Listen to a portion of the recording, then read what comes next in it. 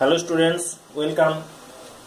আগের দিন জৈব রসায়ন পড়ানোর সময় আমরা জৈব যৌগের 7টা বৈশিষ্ট্য আলোচনা করেছিলাম এবং শেষ 3টে বৈশিষ্ট্য আমরা লিখেছিলাম। বলা হয়েছিল পরের ভিডিওতে আলোচনা করা হবে। তো আজকে দেখো আমরা নেক্সট যে পয়েন্টটা অর্থাৎ 8 নাম্বার যে পয়েন্টটা ছিল অর্থাৎ ক্যাটিনেশন ধর্ম, এটা সম্পর্কে আজকে আলোচনা করব।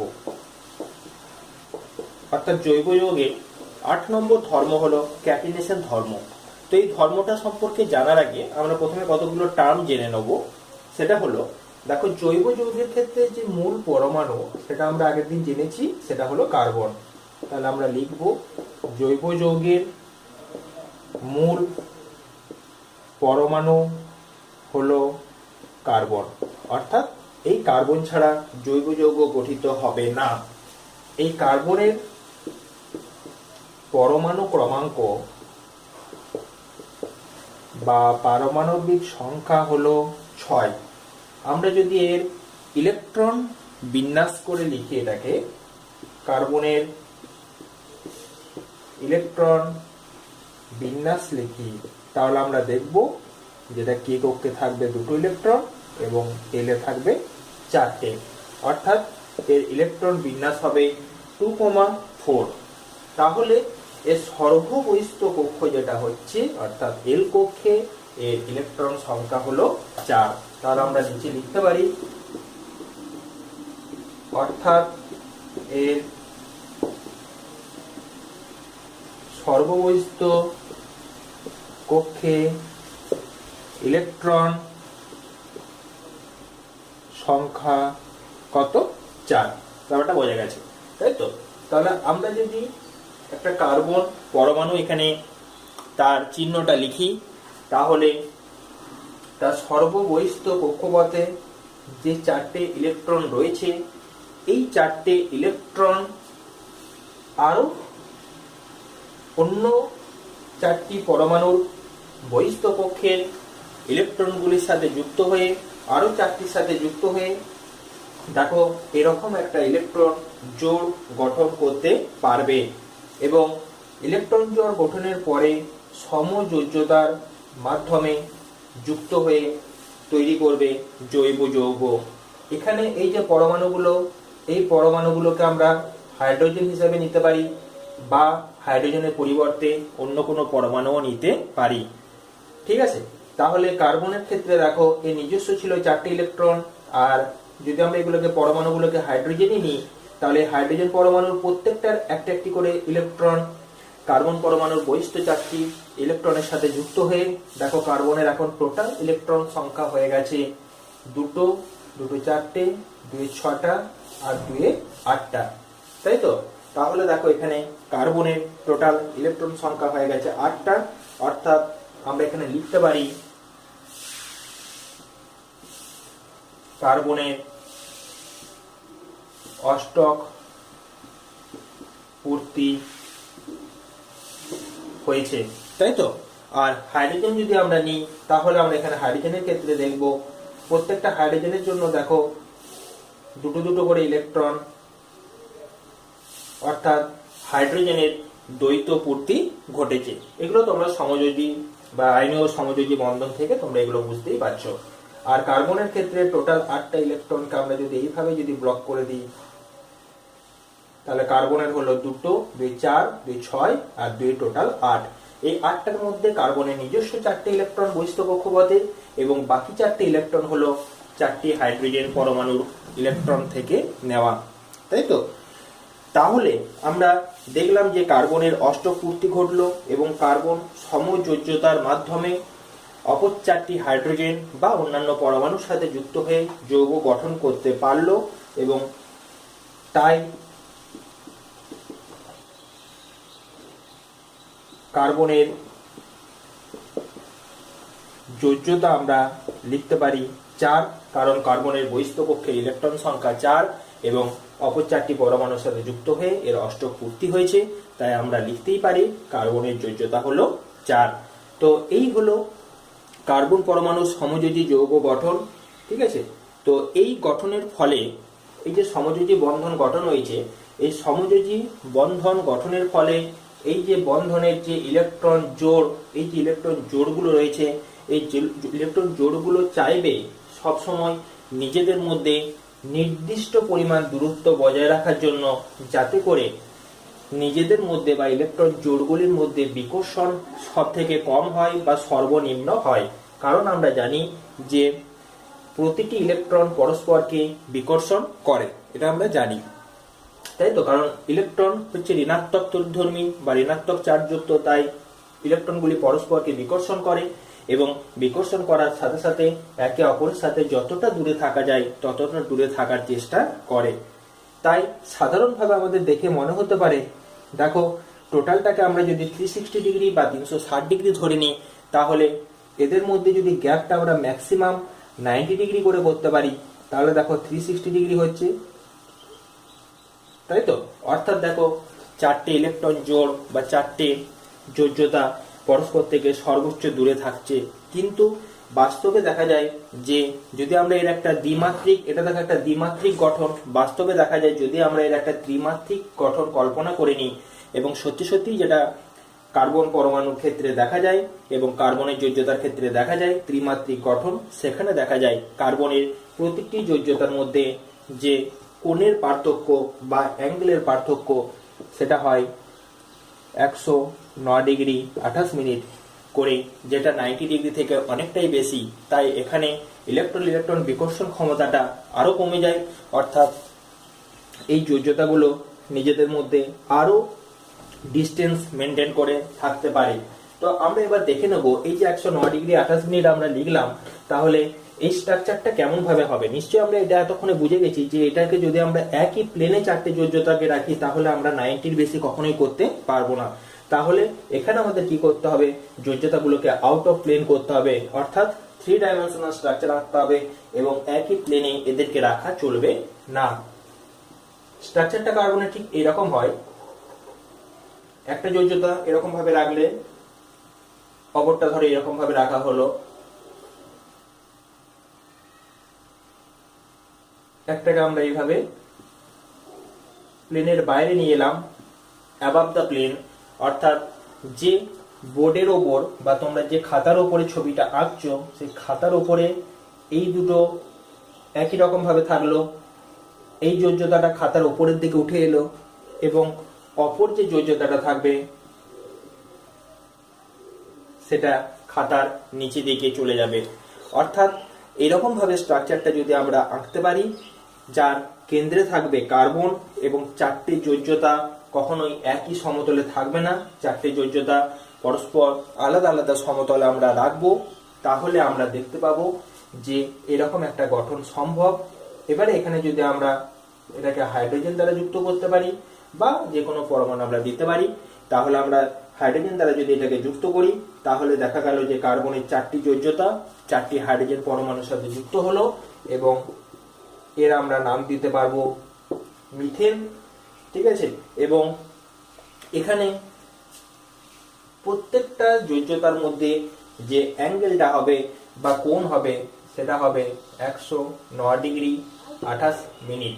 এই মিনিট শব্দটা লিখে দেখো, এটা একটা কোণের পরিমাপ। তোমরা যখন ত্রিকোণমিতির অঙ্ক করেছো তখন দেখবে সেখানে তোমরা কনসেপ্টে জানো, তাই তো? আমরা জানি যে 1 ডিগ্রি সমান হচ্ছে 60 মিনিট, তাই তো?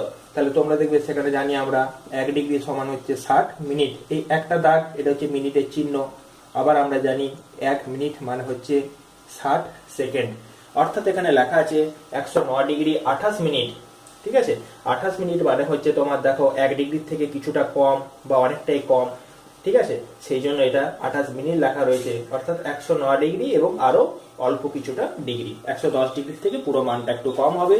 এবং প্রত্যেকটা অ্যাঙ্গেল যার সাথে যেটা আমরা খুশি করব, এর সাথে এর অ্যাঙ্গেল, এর সাথে এর অ্যাঙ্গেল, এর সাথে এর অ্যাঙ্গেল, প্রত্যেকটা অ্যাঙ্গেল হবে এখানে 109 ডিগ্রি 28 মিনিট।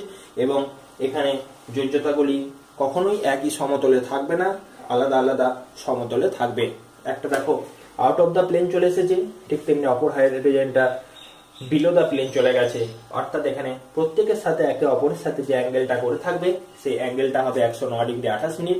এতে করে দেখা যাবে এই স্ট্রাকচারের স্টেবিলিটি বা স্থায়িত্ব অনেকটাই বাড়বে, তার কারণ ইলেকট্রনগুলি পরস্পর থেকে দূরে সরে যেতে পারছে। ব্যাপারটা ক্লিয়ার হলো? আচ্ছা, এরপর আমরা দেখব যে এই যে কার্বন পরমাণুগুলো, এই কার্বন পরমাণুগুলো আমরা দেখেছি যে এক বন্ধন, দ্বিবন্ধন এবং ত্রিবন্ধনের মাধ্যমে যুক্ত হয়ে অনেক বড় বড় শৃঙ্খল বা চেন তৈরি করার ক্ষমতা রাখে। কিরকম? ধরো সাধারণভাবে যদি এটা একটা সিম্পল কার্বন হয় যার চারিদিকে চারটে যোজ্যতা আমরা লিখেছি, তো এই গঠনটা এখানেই থেমে থাকে না। বেশিরভাগ ক্ষেত্রে দেখা যায় যে এর যে ক্ষমতা থাকে এটি অপর একটি কার্বন পরমাণুর সাথে যুক্ত হতে পারে, এই কার্বন অপর একটি কার্বন, এই কার্বন অপর একটি কার্বন, এইভাবে শৃঙ্খল আকারে বা চেন আকারে এটি বড় বড় যৌগ গঠন করতে পারে। ঠিক আছে, তো কার্বনের দেখো চারটে যোজ্যতা, এইটা অবধি আমরা করে ফেলেছি, চারটে যোজ্যতা ক্লিয়ার করেছি। এখানে দেখো দুটো যোজ্যতা ক্লিয়ার হয়েছে, বাঁ দিকে একটা ডান দিকে একটা, তাই আমরা দুদিকে দুটো দাগ দিলাম। ঠিক আছে, অর্থাৎ আমরা প্রত্যেকটা ক্ষেত্রে যোজ্যতাগুলোকে কমপ্লিট করলাম বা বন্ডগুলোকে কমপ্লিট করলাম। তো এই যে কার্বন, এই কার্বন কার্বনের সাথে যুক্ত হওয়ার সাথে এই যে বাঁ দিকে যে যোজ্যতাগুলো রয়েছে এইগুলো যা খুশি হতে পারে, এখানে আমরা প্রত্যেকটা হাইড্রোজেন দিয়ে ভর্তি করে দিলাম, তাহলে আমাদের বুঝতে সুবিধা হবে।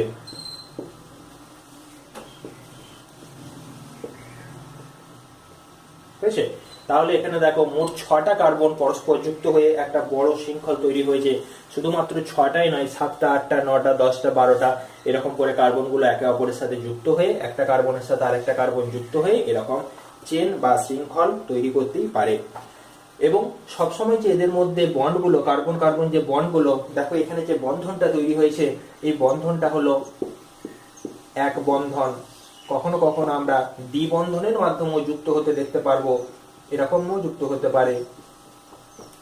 ঠিক আছে, তখন দেখো কার্বনের দেখো দুটো আর এখানে তিনটে, আরেকটা আমরা যোজ্যতা লিখলাম 4, এটার জন্য দুটো লিখলাম, প্রত্যেকটা দেখো 4টে করে যোজ্যতা কমপ্লিট করলাম, তাই তো? দেখো এটাও হলো একটা কার্বনের চেন বা শৃঙ্খল, কিন্তু এখানে দেখো দ্বিবন্ধনের মাধ্যমে এটা যুক্ত হয়েছে। ঠিক আছে, এখানে দেখো দ্বিবন্ধন রয়েছে, আবার এখানকার সাথে সাথে আমরা এখানেও একটা দ্বিবন্ধন দিয়ে দিতে পারি। তখন যদি আমরা দ্বিবন্ধন দিয়ে দিই আমাদের দেখে নিতে হবে যে কার্বনের চারিদিকে টোটাল 4টে যোজ্যতা কমপ্লিট হচ্ছে কিনা। দেখো এই কার্বনের চারিদিকে 2 আর 2 4, এরও 4, এরও 4, এরও 4, এরও 4। ঠিক আছে, তো এইভাবে আমরা তৈরি করতে পারি। আচ্ছা, এটা নিচে না লিখে তোমরা সাইডেও লিখতে পারো, একই ব্যাপার। তাহলে এইটা হলো ডবল বন্ড বা দ্বিবন্ধন, অর্থাৎ এখানে কার্বনের সাথে যে কার্বন পরমাণুগুলি রয়েছে সেই কার্বন পরমাণুগুলি শুধুমাত্র এক বন্ধন নয়, দ্বিবন্ধনের মাধ্যমেও পরস্পর যুক্ত হয়েছে। ঠিক তেমনি কার্বন পরমাণুগুলি ত্রিবন্ধন বা ট্রিপল বন্ড এর মাধ্যমেও যুক্ত হতে পারে। তাহলে এই যে বন্ধনটা দেখো 3টে বন্ধন রয়েছে, অর্থাৎ কার্বনের সাথে কার্বনের এখানে একটা বন্ধন, এখানে দুটো বন্ধন, এখানে হচ্ছে 3টে বন্ধন। তাই কার্বন পরমাণুগুলি পরস্পরের সাথে এক বন্ধন, দ্বিবন্ধন বা ত্রিবন্ধনের মাধ্যমে যুক্ত হয়ে যে বড় বড় কার্বন শৃঙ্খল তৈরি করে, এই প্রত্যেকটা কার্বন শৃঙ্খল হচ্ছে মুক্ত বা ওপেন কার্বন শৃঙ্খল বা ওপেন চেন আমরা বলতে পারি। কারণ এইগুলো দেখো কোনো কার্বনের সাথে কোনো কার্বন, শেষের কার্বন দেখো কোথাও ক্লোজ করে দেওয়া নেই বা সার্কেল তৈরি করা নেই। আবার কার্বন পরমাণুগুলো এরকম ভাবেও যুক্ত হতে পারে। দেখো এখানে প্রত্যেকটা কার্বন পরমাণুর যে শৃঙ্খলটা তৈরি হয়েছে এটাকে আমরা ওপেন চেন বলতে পারবো না, চেনটা দেখো ক্লোজ হয়ে গেছে, তাই এটাকে আমরা বলবো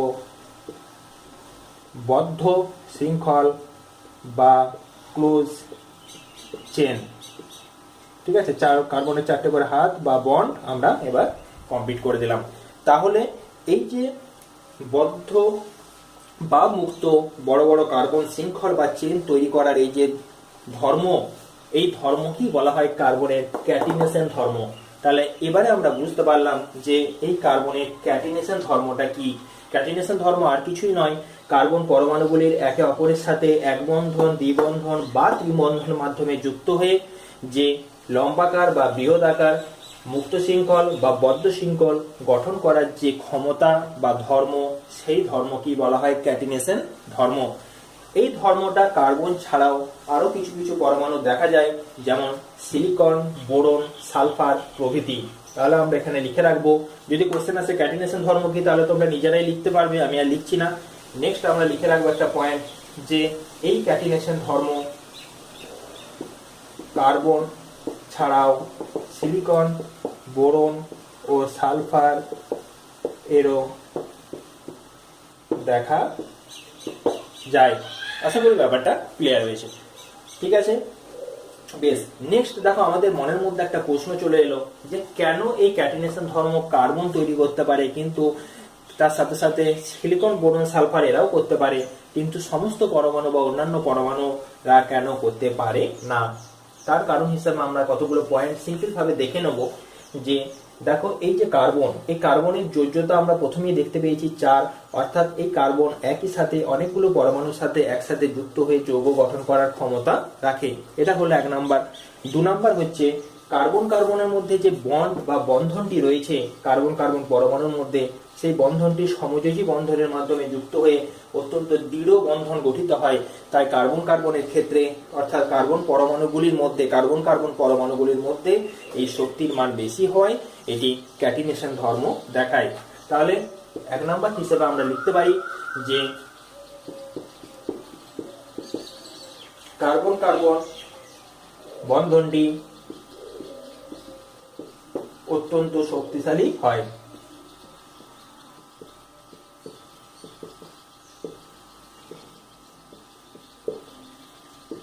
দু নাম্বার, কার্বন যে সমযোজী বন্ধন গঠন করে, সেই সমযোজী বন্ধন অত্যন্ত দৃঢ়।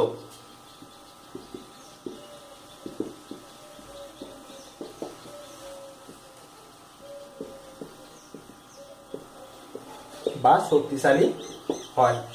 আর 3 নাম্বার আমরা লিখতে পারি কার্বনের যোজ্যতা 4 হওয়ায় এটি বড় শৃঙ্খল বা চেন বা ক্যাটিনেশন ধর্ম দেখানোর ক্ষমতা রাখে। তাহলে বড় শৃঙ্খল তৈরি করার ক্ষমতা রাখে। আমরা ক্যাটিনেশন ধর্ম সম্পর্কে বুঝলাম।